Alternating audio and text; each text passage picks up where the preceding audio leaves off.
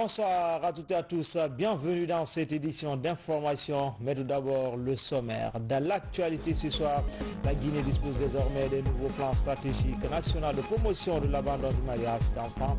Le document a été remis ce vendredi au chef du gouvernement. Il vise à réduire considérablement le mariage précoce dans notre pays. Et puis c'est parti pour les travaux de l'Assemblée générale annuelle de la Fédération des MIFA-MC de Guinée, fruit de l'ambition du chef de l'État dans sa politique d'autonomisation. Aujourd'hui, avec ce programme, c'est plus d'1 million de personnes directement touchées. Enfin, le ministre des Travaux publics sur les chantiers de construction de la route de Donka. La visite a permis d'évaluer le niveau d'exécution des travaux et de libérer une voie pour améliorer la fluidité dans la circulation. Voilà pour le sommaire. Encore une fois, bonsoir à tous. La Guinée dispose désormais des nouveaux plans stratégiques nationaux de promotion de l'abandon du mariage d'enfants. Il a été présenté ce vendredi à la primature. Ce document vise à réduire le mariage précoce dans notre pays. L'initiative est du ministère de l'Action sociale en collaboration avec le système des Nations Unies pour le développement. Adi Kamara, Kabasouma, Ousmane Kobele Keita. Une nouvelle avancée dans la protection des filles en Guinée. Le pays se dote d'un plan stratégique national multisectoriel d'intervention pour la promotion de l'abandon du mariage d'enfants en Guinée. L'initiative est du ministère de l'Action sociale et des personnes vulnérables.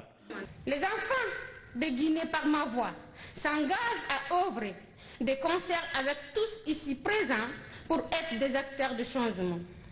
Nous nous engageons à informer et mobiliser les familles et les communautés afin de nous assurer qu'ils sont conscients de l'impact néfaste du mariage tout en valorisant les alternatives au mariage. En se dotant de ce plan stratégique, notre pays réaffirme son engagement concernant les droits de l'enfant et s'inscrit dans la suite logique de la mise en œuvre des recommandations des différentes résolutions de l'Union africaine, notamment celle du sommet de Lusaka en Zambie en novembre 2015. Les partenaires en charge de la promotion des droits des femmes et des filles s'emploient à favoriser le dialogue social nécessaire à travers des sensibilisations collectives auprès des populations.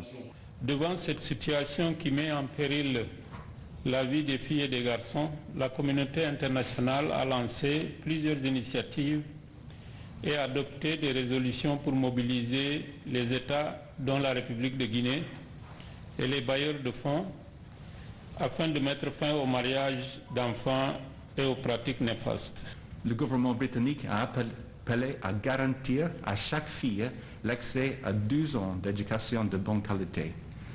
Notre ambassade œuvre dans ce cadre en finançant des projets à travers des ONG dans l'éducation, la formation, la lutte contre l'excision et les violences basées sur le genre. L'abandon des mariages d'enfants avant 18 ans est un vaste chantier social. Il nécessite l'implication de toutes les parties prenantes. Il accompagne l'accès des filles à des services de qualité comme l'éducation et la santé. Les conséquences du mariage précoce sont atroces et sont ressenties à tous les égards. En fait, il s'agit de traumatismes qui suivent la vie de la personne humaine toute sa vie. Nous ferons tout, c'est cela notre engagement, vis-à-vis des partenaires au développement, vis-à-vis des enfants de Guinée, tout en vous remerciant, mesdames, messieurs les partenaires, de votre contribution à l'effort national dans cette dynamique. Notre engagement est de vous dire que rien, absolument rien, ne sera ménagé pour que la Guinée progresse très rapidement sur le front. L'objectif de la démarche est de réduire d'ici 2025 la prévalence du mariage précoce dans le pays. Un budget prévisionnel de plus de 15 millions de dollars américains est annoncé. Violence basée sur le genre, les femmes de l'intercentrale syndicale CNTG-USDG s'impliquent dans la lutte. Elles viennent de déclencher une campagne visant à expliquer les enjeux liés à cette pratique devenue récurrente en milieu professionnel. Younousa Tawel Kamara. Les femmes de l'intercentrale syndicale CNTG-USTG déclarent la guerre aux violences faites aux femmes en milieu de travail. À travers une campagne de sensibilisation et d'information qu'elles comptent mener dans tous les secteurs d'activité, ces femmes tenteront d'expliquer aux employeurs et employés les enjeux de cette pratique qui se manifeste sous plusieurs formes. Les violences faites en milieu de travail est un phénomène récurrent au niveau de tous les secteurs d'activité en général et en particulier en Afrique subsaharienne. C'est pourquoi le comité des femmes de l'intercentrale s'est fixé pour objectif de procéder à des séances de sensibilisation et d'information afin de lever le voile sur le phénomène de violence faites sur elles dans les lieux de travail. Dans sa croisade contre les violences faites aux femmes en milieu de travail, le comité des femmes de l'intercentrale syndicale CNTG-USTG invite les autres femmes des différents secteurs formels et informels à une synergie d'action en vue d'éradiquer systématiquement ces fléaux. Le comité sollicite également auprès du gouvernement la ratification et l'application de la Convention 190 relative à la protection des femmes en milieu de travail. Nous signalons aussi le manque de synergie et de solidarité entre les femmes, des mesquineries, de la jalousie, le complexe entre elles qui sont des formes de violence que nous devons continuer à combattre. À travers cette initiative, le comité des femmes de l'intercentrale syndicale CNTG-USTG exprime ainsi son engagement à lutter contre toutes les violences faites aux femmes dans les différents secteurs d'activité du pays. Comme annoncé dans les titres, c'est parti pour les travaux de l'Assemblée générale annuelle de la Fédération des MIFA-MC2 de Guinée.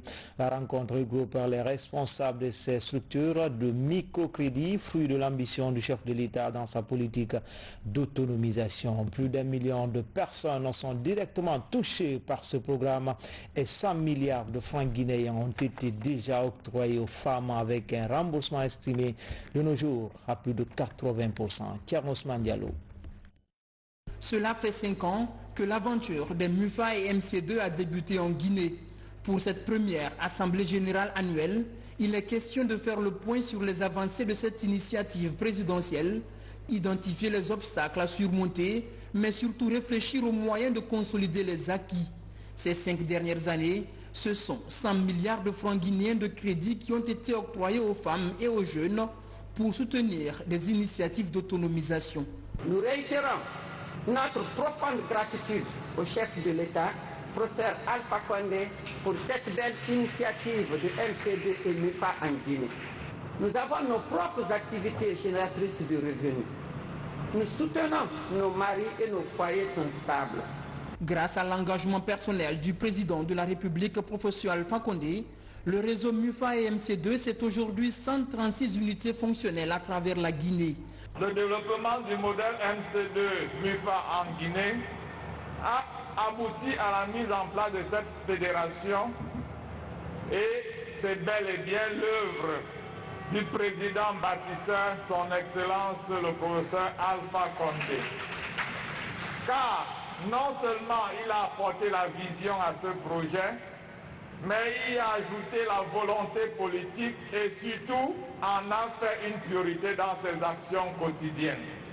En encourageant les initiatives féminines en matière d'inclusion financière, l'État se donne la possibilité d'atteindre les cibles sociales les plus vulnérables, femmes, jeunes, personnes avec handicap. Outre l'État guinéen et Affluent First Bank, les MUFA et les MC2 peuvent compter sur 2 nouveaux partenaires, l'ABAD et le PNUD.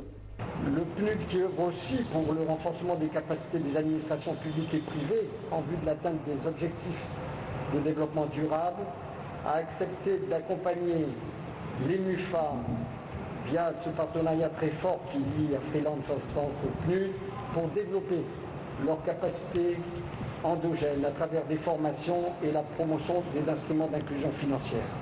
Les travaux de cette Assemblée générale annuelle de la Fédération des MUFA et MC2 prendront fin demain, samedi.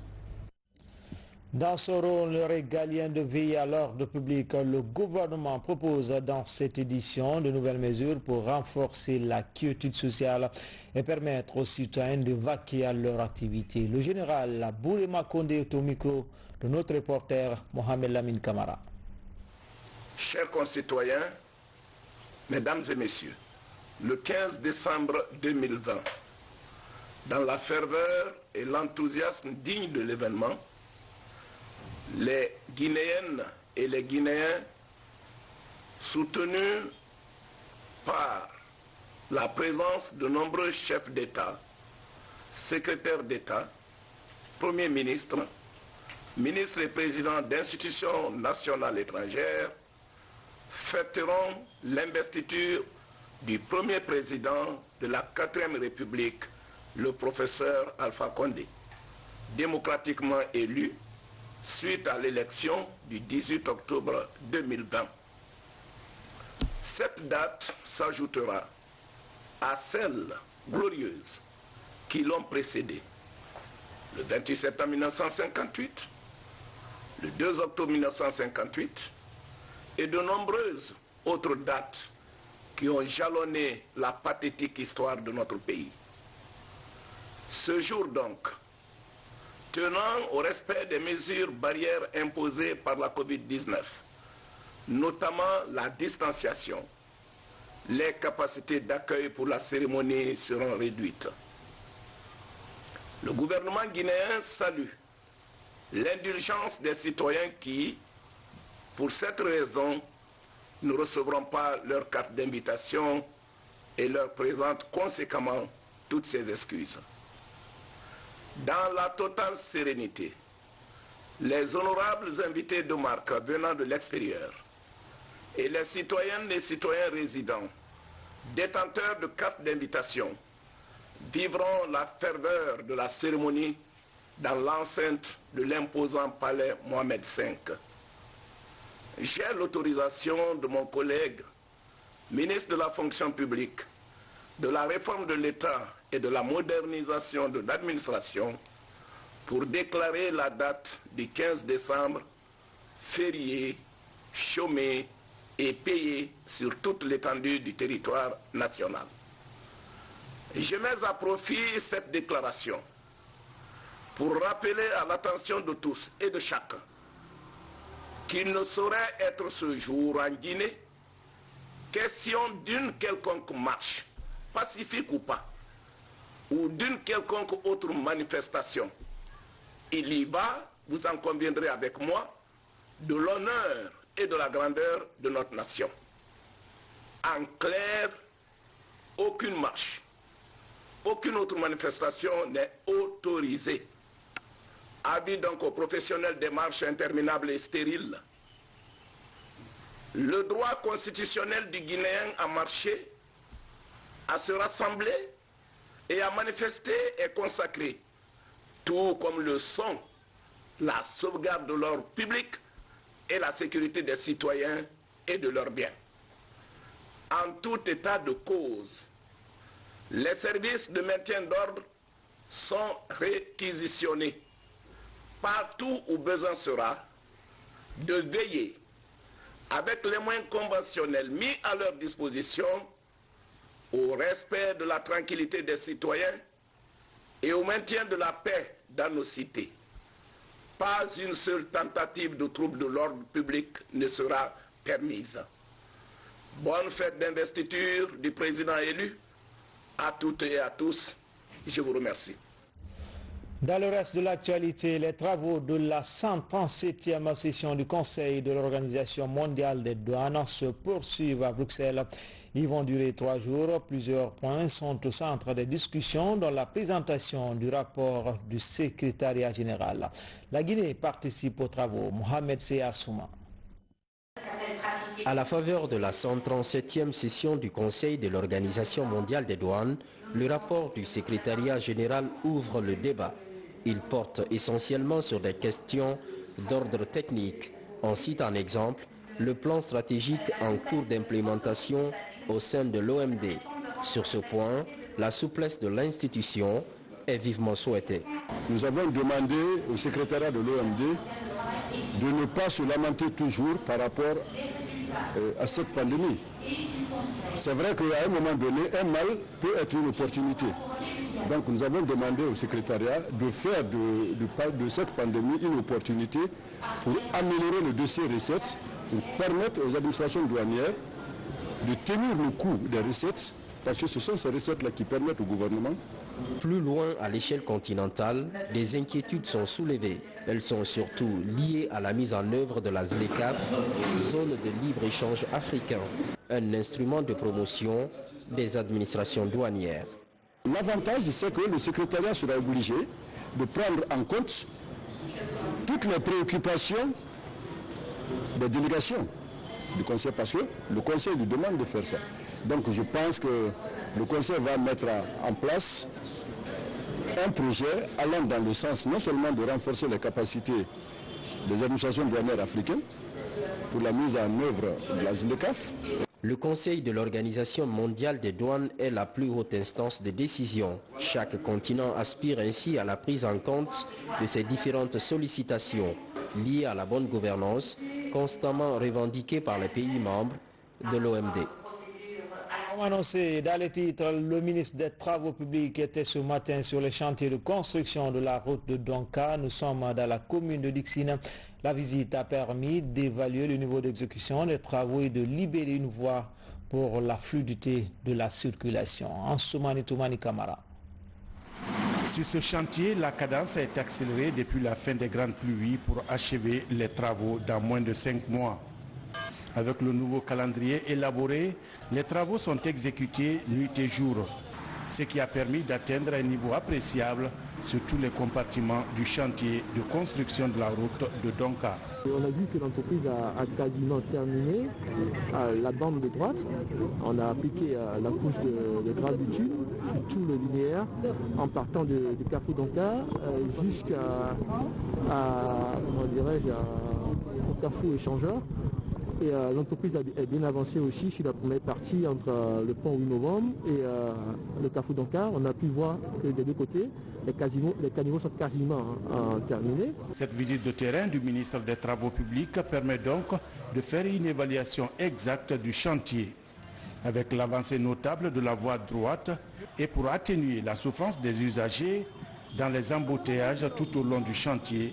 Le ministre a pris des mesures idoines. C'est les complaintes reçues par le chef de l'État, le président Fakonde, avec les embouteillages, 2 heures, 3 heures d'embouteillage que les usagers vivent au quotidien aujourd'hui depuis le commencement des travaux, que nous avons jugé utile pour qu'une voie soit libérée pour permettre de fluidifier le trafic, de soulager un peu la population. On voit que les caniveaux sont percés, on voit le comportement de certains riverains qui risquent d'endommager la route.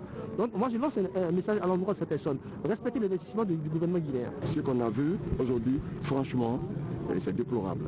Nous pensons à tout prix sensibiliser ces populations. Pour une poursuite sans entrave des travaux de construction de la route de Donka, le ministère des Travaux publics prend des dispositions pour libérer les emprises du chantier des occupations des citoyens. Dans les comptes forts du Fouta Djallon, des agents enquêteurs étaient récemment dans plusieurs préfectures de la région. Ils ont recueilli des données afin d'élaborer une politique de riposte contre le coronavirus. En toile de fond, briser la chaîne de contamination de la pandémie dans les localités concernées. Explication, Moussa Bangoura, Sarafdine Diallo.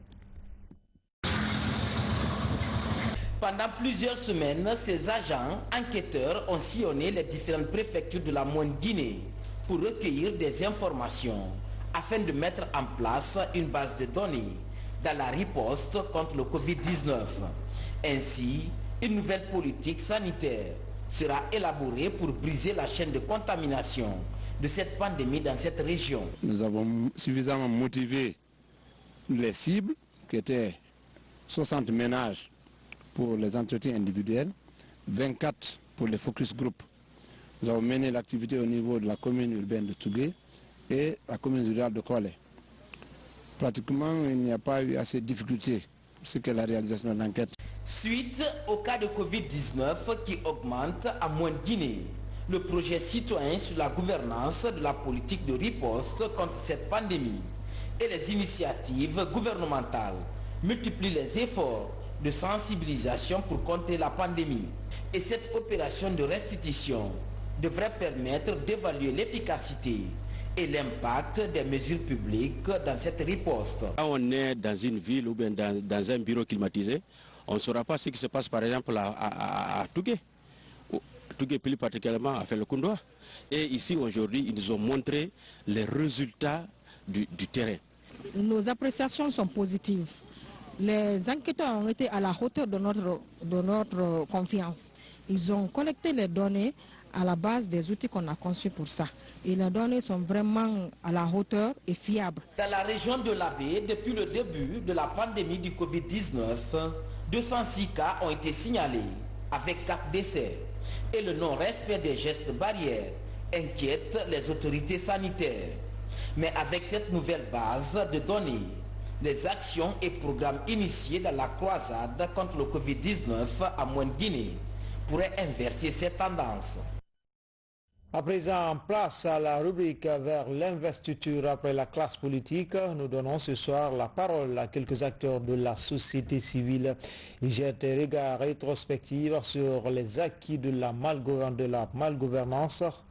de la gouvernance du chef de l'État et propose quelques pistes de solutions pour l'émergence de la Guinée.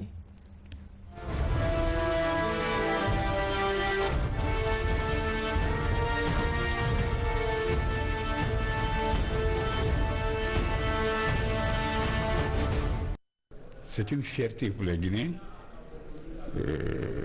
d'accueillir tous ces chefs d'État dans notre pays, plus de 10, sans compter les institutions sous-régionales, régionales et internationales.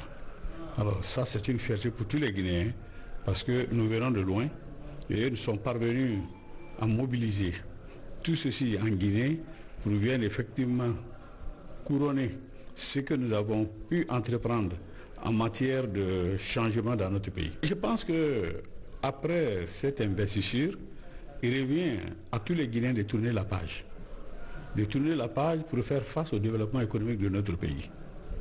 Parce que c'est dans ça où tous les Guinéens ont leur intérêt. On doit, tout ce qui s'est passé, on doit laisser ça derrière nous et faire face à l'avenir. Parce que franchement, la Guinée est une famille. Et une famille ne se déchire jamais à jamais. Il peut y avoir des petits problèmes, il peut y avoir des petites contradictions, mais après tout cela, vous travaillez ensemble. Et je pense que c'est ce qui va arriver et c'est ce qui doit arriver. Ce premier mandat de la 4e République doit être placé sur le signe de la lutte contre la corruption, de la lutte contre l'impunité et ensuite du développement économique de notre pays, parce que impliquer tous les acteurs sociopolitiques dans ce développement, c'est-à-dire faire en sorte que nous nous sentons tous concernés pour l'accompagner dans son programme de développement. Et c'est à ce seul prix que la Guinée, dans un avenir pas lointain, que trouvera sa satisfaction. Je pense également que nous avons renoué avec une certaine tradition guinéenne. C'est notre activisme au sein des organisations africaines et internationales. Je crois que, et pour avoir été secrétaire général de la MANO, mais surtout pour avoir connu ce que la Guinée a été les 20 dernières années, je peux vous dire que notre présence maintenant au sein des organisations internationales s'est beaucoup améliorée, même si je pense qu'il y a d'autres défis à relever. Donc ça, ce sont des points positifs que je marque dans la gouvernance du professeur Alpha Condé. Encore une fois, et je l'ai dit, je le répète, la première richesse de la Guinée, ce sont ses ressources humaines. Je pense que le président de la République devrait avoir à cœur de valoriser ces ressources humaines. Quand je pense par exemple que notre quota dans toutes les institutions internationales n'est pas rempli, les Guinéens sont absents de plusieurs organisations internationales et donc parfois nous avons assumé la première responsabilité, que ce soit au niveau des Nations Unies, que ce soit au niveau de l'Union africaine, de la CEDEAO, des différentes agences, n'est-ce pas, des différentes organisations au niveau islamique, au niveau africain ou au niveau international, dans le groupe des non-alignés. Il y a une panoplie de fonctions ou de postes, n'est-ce pas, que les Guinéens pourraient occuper, et je suggérerais humblement que le président de la République regarde ça et qu'il comble ces déficits-là. Le deuxième problème que je pense être un défi majeur, c'est le relèvement du système éducatif guinéen. Nous avons un système éducatif guinéen qui est à repenser totalement et profondément. Je crois que nous serons ce que nos ressources humaines seront. Et pour cela, il faut repenser l'éducation dans notre pays. Il faut repenser l'école dans notre pays. Et nous pouvons nous appuyer sur les Guinéens de l'intérieur, mais nous pouvons également avoir l'appui, n'est-ce pas, et la contribution des Guinéens de l'extérieur. Le troisième défi à relever également, c'est l'autosuffisance alimentaire. Nous ne pouvons pas avoir le potentiel que nous avons pour continuer à importer du riz.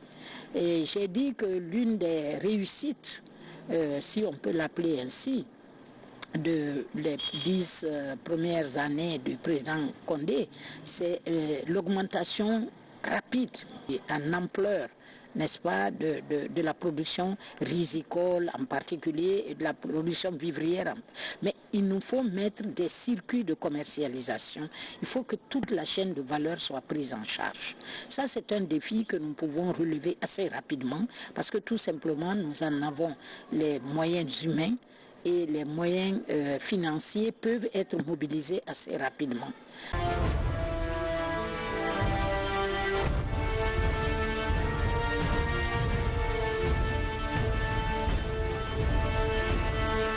C'était la réaction de quelques acteurs de la société civile. Ils jettent un regard rétrospectif sur la gouvernance du chef de l'État et qui propose quelques pistes de solutions pour l'émergence de la Guinée. Enfin, page noire pour rendre un hommage à ce grand homme qui a marqué l'histoire de son pays, Doura Chérif, comme c'est de lui qu'il s'agit, a regagné sa dernière demeure ce vendredi au cimetière de Cameroun après la prière de 14 heures. Mais avant, un hommage mérité a été rendu à l'ancien président de la Cour d'appel de Conakry, reconverti avocat à reconnaissance de sa loyauté à la nation. Le film de la cérémonie avec Thierno Younoussaba. 25 ans après sa bataille contre la criminalité, Doura Chérif quitte à jamais les couloirs des cours et tribunaux du pays qu'il a tant fréquenté. Le magistrat qui doit sa célébrité au procès des gangs a été rappelé à Dieu le 6 décembre à Conakry. Ce vendredi, un hommage mérité lui est rendu par la famille judiciaire. À l'hôpital de l'amitié sino-guinéenne, magistrats, avocats, huissiers de justice ou notaires ont salué la mémoire d'un professionnel de la justice. Il faut dire que le parcours de Doura ressemble à l'ouverture d'un manuel de l'histoire de la lutte de la Guinée contre le grand banditisme. Il en fut une sorte de héros national. La conduite du procès des gangs lui avait fourni l'occasion de montrer à quel point il était fondamentalement attaché au respect de la vie humaine, de la dignité et de la propriété, aux valeurs de la justice et au bonheur des populations qu'il considérait comme les socles de l'humanisme. Doura Chérif était un homme de culture, un grand magistrat. Il était aussi un avocat qui défendait le droit, rien que le droit. Aux côtés de ses 4 enfants et leur mère inconsolables, parents, amis et alliés ont rendu un hommage à un homme de caractère. Doura Chérif voulait toujours vaincre. Par endroits, il est parvenu. C'était un volontariste à tous égards. À mes confiances, son testament, il m'a chargé de présenter ses excuses, demander pardon à tous ceux qui ont souffert de ses actes volontaires ou involontaires. Car il a quant à lui pardonné à ceux-là qui lui ont causé du tort. C'est un homme qui avait des convictions et pour lui rien n'était au-dessus des convictions. C'était un homme bon, c'était un ami avant tout et sa perte va beaucoup nous manquer. Né il y a 75 ans dans la préfecture de Kindia, Doura Chérif était un magistrat bien connu des Guinéens. Beaucoup se souviennent de son apport dans la lutte contre le grand banditisme dans les années 90, à l'époque des cours d'assises. Après plus de 30 années consacrées au service de la promotion de la justice, Doura Chérif a rejoint sa dernière demeure ce vendredi au cimetière de Cameroun, dans la commune de Dixine. Dehors en paix, maître Doura Chérif, le célèbre procès des gangs de 1995 qui a conduit avec dextérité restera dans les annales de l'histoire de la Guinée. C'était tout pour les infos. Cadrage, il y avait le trio Mohamed Aïcha Silla, Lansana Bissili Bangoura et Elhaj Ismaël Nabi. Tout le plaisir a été pour moi de vous servir à demain, même heure, même chaîne, avec toujours le même plaisir.